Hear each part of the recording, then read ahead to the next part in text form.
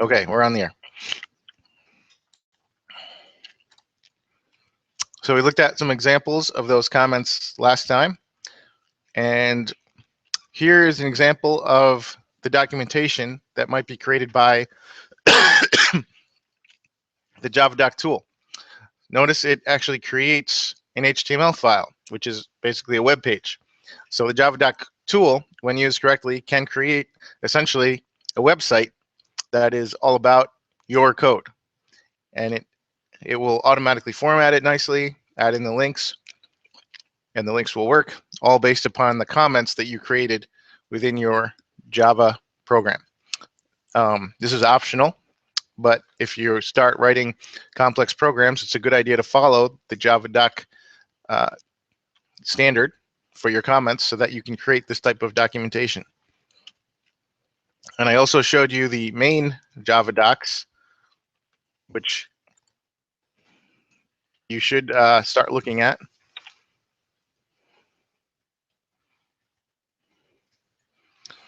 Okay, these are the official JavaDocs for Java itself, as provided by Oracle.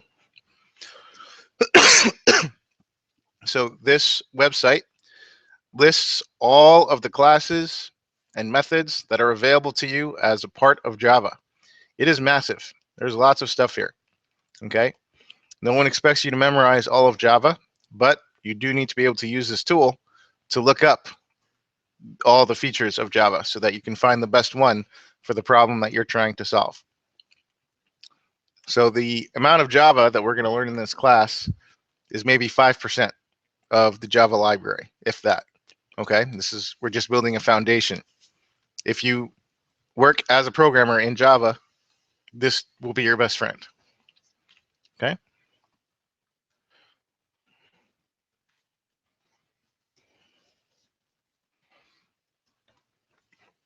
Now there are different styles out there in terms of how to format your code. Of course, there are rules you have to follow according to the syntax of the language that you're programming in. And if you don't follow those syntax rules, your program won't compile. But beyond the basic syntax rules, there are conventions that are helpful to think about and follow to make your code more readable. Let's look at this example, compact.java.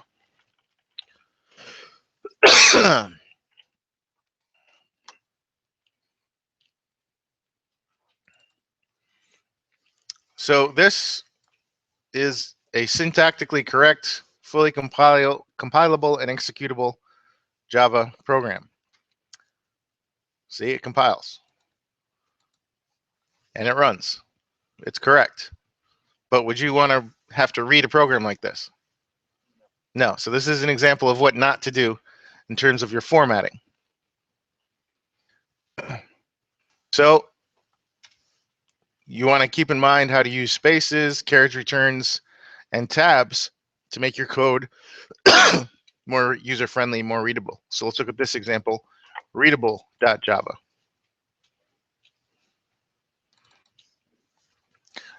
This is the same exact program. Okay, it does the same thing, has the same commands in it, but it's a lot more readable, right? If you were going to keep writing or adding to this program or try to debug something that was wrong with this program, you'd rather have it written like this, clearly, right? So keep that in mind when you write your own code. Make your code as readable as you possibly can. So in terms of spacing, space things out, okay? Put a carriage return after each statement, maybe a couple of carriage returns in some cases. Try to keep things within the viewable screen. So if you have a long literal string, it's recommended that you break it up over multiple lines and then concatenate those lines together.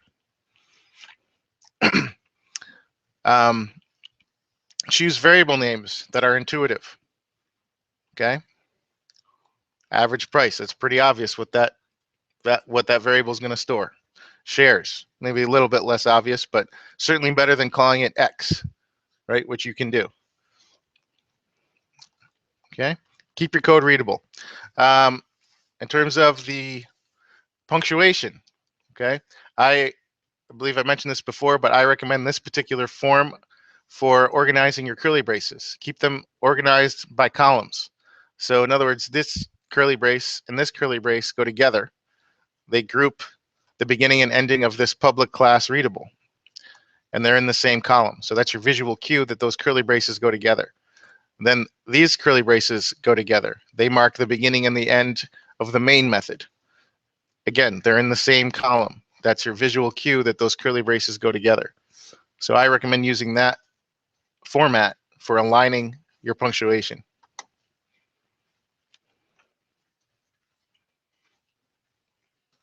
All right, now we're going to get to the first command from Java that is not provided by default. So, and there are lots of commands like this, lots of classes that are part of the Java library, but not part of the standard set of classes that is included with your Java program. So to get at those classes, you have to import them. So here's what the command looks like, and this needs to go at the top of your code before the public class. Okay, so this particular class we're going to import is called scanner, and it is one of the ways that we can get input from the user. There are many different ways to get input from the user. This is just the first one we're going to look at. So keyword import, then a space, and then java.util.scanner is what we're going to import. So let's look at an example that uses this class so we can see how it works. Payroll.java. Okay, so there it is.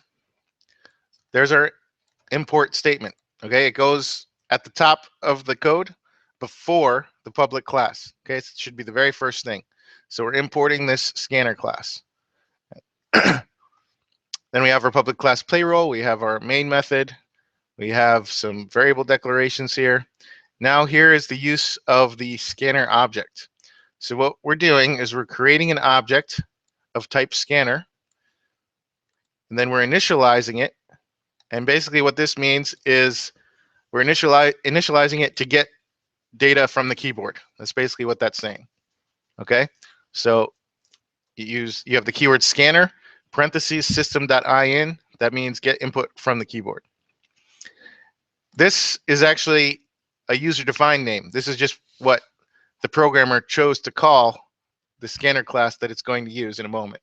So we can call that anything we want. You could call it input, you could call it Fred, okay? But call it something meaningful. So it's called keyboard. Here we have our system.out.print and then a literal string. It asks, what is your name? That command should be familiar. Now here's where we're actually using the scanner class. So we have this string called name that was declared up here, okay? Now here's the scanner class. Remember we called it keyboard. And then we're using this method, which is one of the methods available in the scanner class. So keyboard.nextLine will read in one line of input from the user up until a carriage return. So whatever the user types up until they hit enter, that's what will get stored in this string name. Okay, then once we have it stored there, we can print it out, which we do later. But before we get to that, here's another example. We ask the user another question, and we're using a different method from the scanner class, next int. Okay, look at the difference. All right, this one uses next line, which returns a literal string, and so we have to have a string on the left side of the equal sign to capture that information. But down here we're using next int. What do you think that returns? Number. A number, specifically an int. So the variable that we have on the left side of the equal sign here has to be an int. And if we look up top, yes, it was declared as an int. Okay, so we're using the next int method. It returns an int. We have to store that in an int. Next, we are getting the pay rate. This time, we're using the next double method. What do you think that returns? A number with decimals, specifically a double. So this variable here on the left of the equal sign has to be a double. And if we check up top, it is. Pay rate is indeed a double. Okay, so this will return a double, and we store it in this variable. Next, we calculate the gross pay. This multiplication will result in a double because pay rate is a double. Therefore, we have to have a double ready to capture the result. And gross pay is indeed a double. We can see up here it was declared as a double. Now that we have all that information, we can display. We have the literal string hello concatenated with the name. Again, that name was provided by the user. They had typed it on the keyboard. Then we display this literal string, your gross pay is, and that's going to be concatenated with the variable gross pay, which was a direct result of this calculation, which of course was an indirect result of information provided by the user that they typed in. So let's go ahead and run this.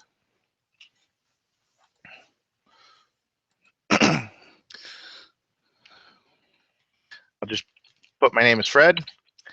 How many hours did you work this week? Give me a number. 10 hours. What's your hourly pay rate? What was that? $10 an hour. Your gross pay is $100. Okay. Let's throw out some other numbers just to test it a little more.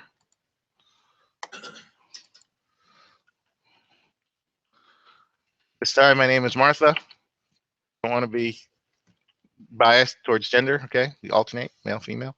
How many hours did Martha work this week? 35. And what was Martha's pay rate? $15 an hour. Oh, she made more an hour. 15.6. Okay. Gross pay $546. It only displays one decimal. That's just a formatting thing. We can fix that with a printf statement, which we'll learn about in a couple weeks. But the main focus here is on that scanner class. We're learning how to get information from the user via the keyboard and then manipulate it to do what we want. All right, so any questions on how this works?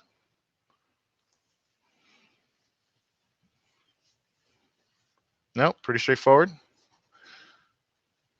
Okay. Look at a gadget. Hopefully it's still there.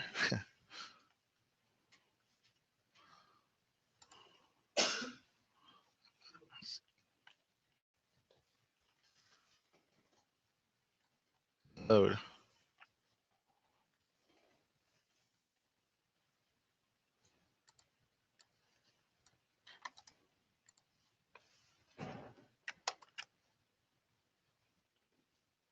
Oh, there it is. So this is a smart scale. So in addition to measuring your weight, this particular scale will report the percentage and amount of body fat you're carrying. And then it will also connect to an app so you can keep track of your weight on a daily basis. And it communicates via Wi-Fi with your smartphone, so you don't even have to plug it in. Tracks your BMI, all kinds of things.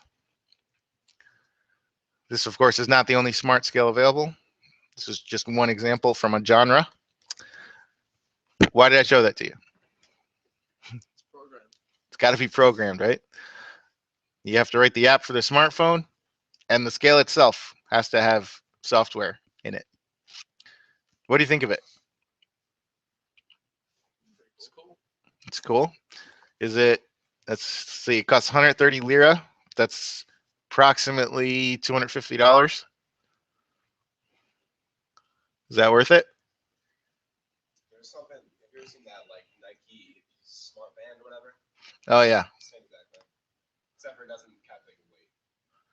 But like it does like all that other stuff, like 95% stuff like that. And there's an app for it that goes on your phone. There's a ton of gadgets out there like that. There's a Flex Fitbit. There's all kinds of things. So basically, what's happening is that many of us have jobs where we sit at desks all day. We're getting sedentary. So these gadgets are designed to fight back against that, trying to get us to be active again. Are they working? I don't know.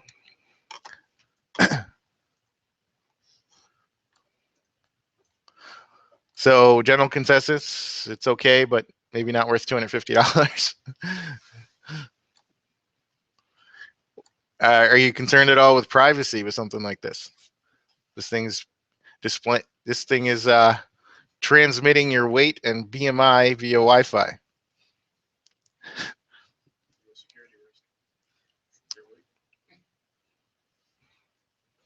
Some people may not want that information on the internet. I don't know. All right, back to class.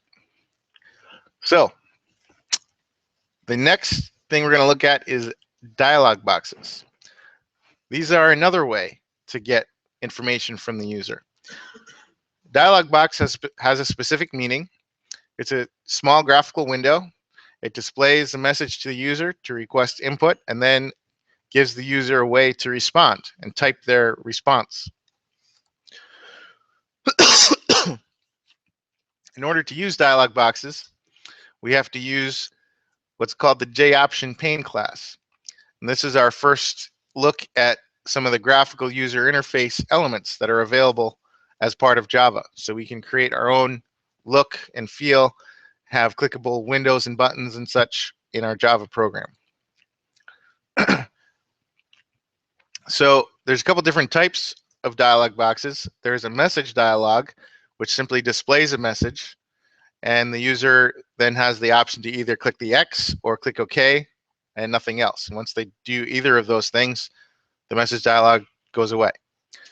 The other type is the input dialog, which in addition to displaying a message also has a text box where the user can type their response to the question. Then they can click OK or cancel or X. Either one of those will make the dialog then go away. But if they click OK, that will actually process the information in the dialog. If they click either cancel or X, it will not process the information that they've typed.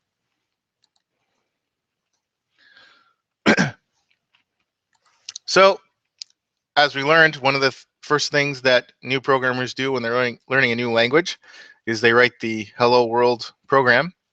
So let's see how we can do that using dialog boxes.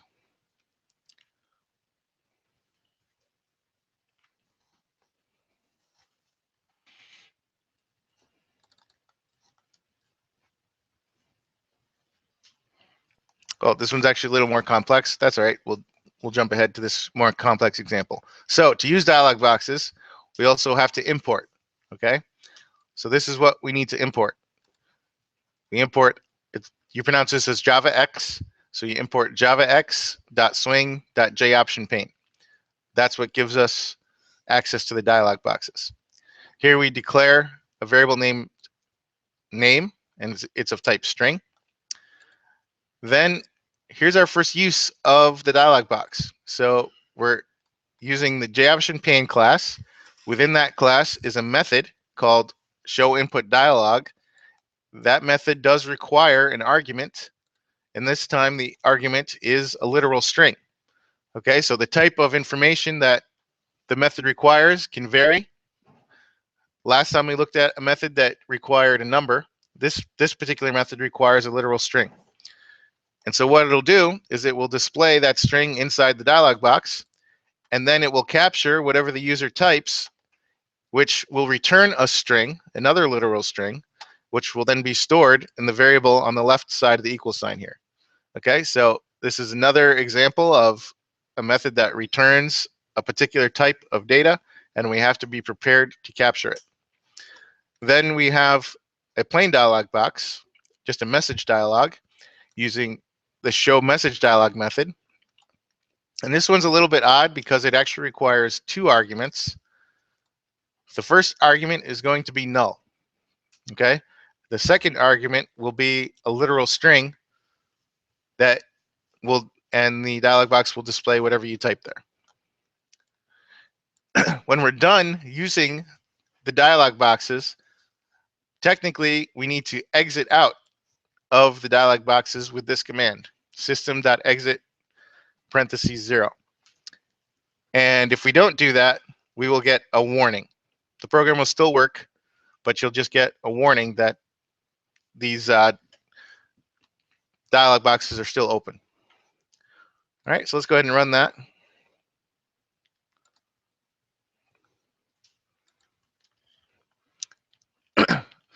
I'll just put a name here.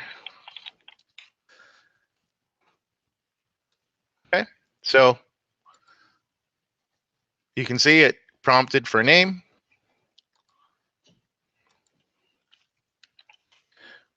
And whatever I type there is displayed back to me in the message dialog box afterwards. Okay, but a lot of stuff has to happen in the background in order to make that simple little dialog show up. Okay, so that's what we're learning in this class, how to make that background stuff work. Okay, so again, to recap, we have a variable of type string. We have to import the J option pane. That actually has to happen first. Then to use a dialog, we invoke the class with J option pane and then dot, and then we pick the type of dialog we want. We can either show an input dialog with this method or show a message dialog with this method. The show input dialog requires one string as an argument. The show message dialog actually requires two strings, two parameters, excuse me, as an argument. The first of which has to do with its location on the screen, but you can just make it null and it will show up in a default location. If you want to make it show up in a specific place, then you can research how you can enter in the coordinates of where you want that dialog box to show up. But you do have to have something there. You can't leave it blank, okay? Null is not the same thing as blank in computer science. So you put in null, comma, then you have the literal string that you want to appear. And when you're done with the J option pane, you have to exit out of the J option pane with this command. Otherwise, you'll get a warning.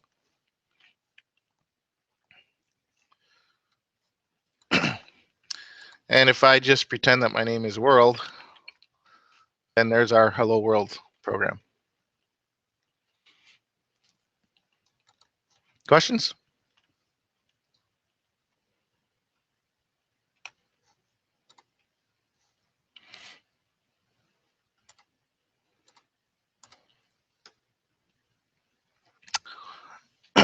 Now we can convert a string to a number. Sometimes we need to do that. This only works, of course, if the string contains numerical characters. Okay, if there's a bunch of letters in the string, then we can't convert it to a number. But as we know, a literal string could feasibly contain just numerical characters, in which case it can be converted. And there's a couple different ways to do that. The most common of which is the parse method. So here are some examples of the parse method, which is actually available for all of the different primitive types that we've learned about. So this first example, parse byte, okay, requires a literal string as an argument, and it will convert it to the data of type byte. So it takes the 1 that's inside the quotes there and converts it to the number 1 so that it can be stored as a byte.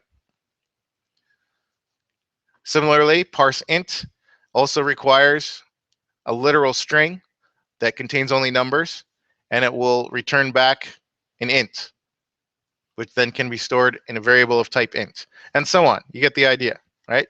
So this is available for all the primitive data types. This allows us to convert literal strings to numbers, and sometimes there are situations in which we need to do that.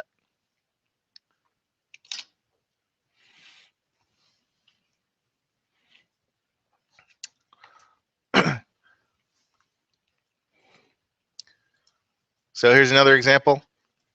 We got the input from a dialog box which only returns strings.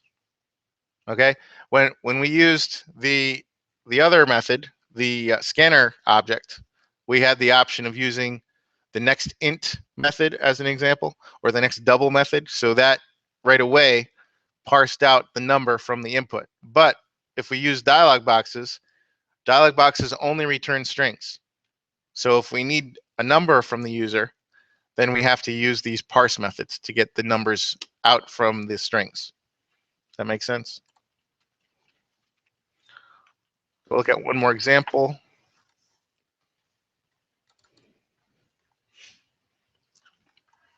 So here we have several data types, a couple of strings, int, a couple of doubles. So this is the same as the example we saw before, except instead of using the scanner class, we're using dialog boxes to get the information from the user.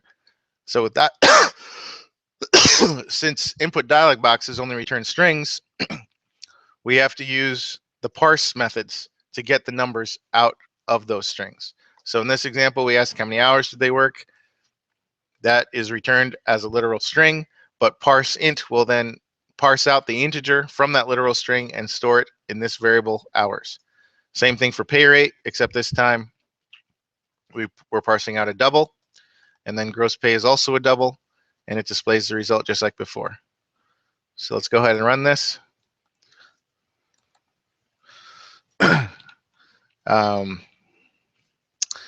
Yeah, Ken, I don't know. And how many hours did Ken work? Just give me a number. 14. 875 an hour. Gross pay is 122.50.